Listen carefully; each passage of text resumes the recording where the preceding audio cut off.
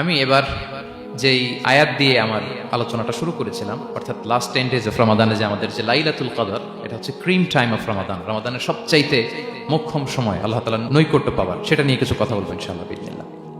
সম্মানিত সুধী, রাসূলুল্লাহ সাল্লাল্লাহু আলাইহি ওয়াসাল্লাম একবার খুব আফসোস করছিলেন। তিনি যখন শুনতে পেলেন যে বনী ইসরাইলের অনেক অনেক লোক হাজার বছর হায়াত পেত, তারা শত শত বছর ইবাদত করত, শত শত বছর তারা জিহাদ করত, তখন তিনি আফসোস করে বললেন, হায় রে, আমার শেষ সময়ের উম্মতের কি হবে? কারণ তিনি বলেছেন যে আমারু উম্মতি মা বাইনা 60 ইলা 70, আমার উম্মতের গড় বয়স হচ্ছে 60 থেকে 70, ওয়া আকাল্লুহুম মা ইয়াজুজু যালিক, খুব অল্প সংখ্যক লোকই এর চেয়ে বেশি হায়াত পাবে।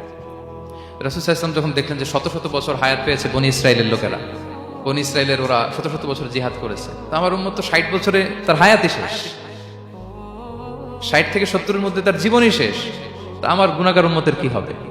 রাসূল সাল্লাল্লাহু আলাইহি ওয়াসাল্লাম খুব আফসোস করছেন। তো রাসূলুল্লাহ সাল্লাল্লাহু আলাইহি ওয়াসাল্লামের এই চিন্তা, এই উদ্বিগ্নতা দূর করার জন্য আল্লাহ তাআলা সূরাতুল কদর নাযিল করলেন এবং বললেন যে ইন্না আনসালনাহু ফি লাইলাতিল কদর ওয়া মা আদরাকা মা লাইলাতুল কদর লাইলাতুল কদরি খায়রুম মিন আলফি শাহর। লাইলাতুল কদর, এই কদরের রাতটা হচ্ছে এমন রাত যেটা খায়রুম মিন আলফি শাহর, হাজার মাসের চেয়েও সেরা। 1000 মাস লাগাতার ইবাদত করলে যে সওয়াব, কদরের রাতে ইবাদত করলে এর সমান সওয়াব হবে নাকি? সমান হবে না। আল্লাহ তাআলা বলেছেন খায়রুম মিন আলফি শাহর, না, এর চেয়েও শ্রেষ্ঠ, এর চাইতেও বেশি। 1000 মাসে, অর্থাৎ 1000 মাসে হয় 83 বছর 4 মাস। তো কদরের রাতে যদি আমরা ইবাদত করি তাহলে 83 বছর 4 মাস ইবাদত করলে যে সওয়াব, সে সওয়াব আল্লাহ তাআলা আমাদের আমলনামায় নসিব করবেন। তো আমরা যেন এই কদরের রহমত বরকত থেকে যেন আমরা বঞ্চিত না হই।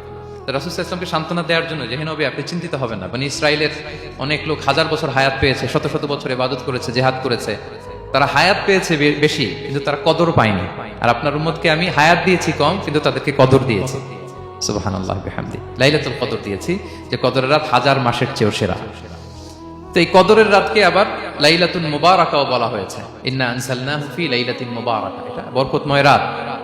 ফিহা ইউফরাকু কুল্লু আমরিন হাকিম, সব বিজ্ঞচিত প্রাজ্ঞচিত বিষয়ের ফয়সালা হয়। এটা বেসিক্যালি একটা বাজেট রাত বলা যায়। এ রাতে আগামী 1 বছরে আমাদের কি ঘটবে না ঘটবে আল্লাহ তাআলা এটার বাজেট করেন, এটাকে রিভাইজ করেন। সো এই রাতটা অনেক গুরুত্বপূর্ণ।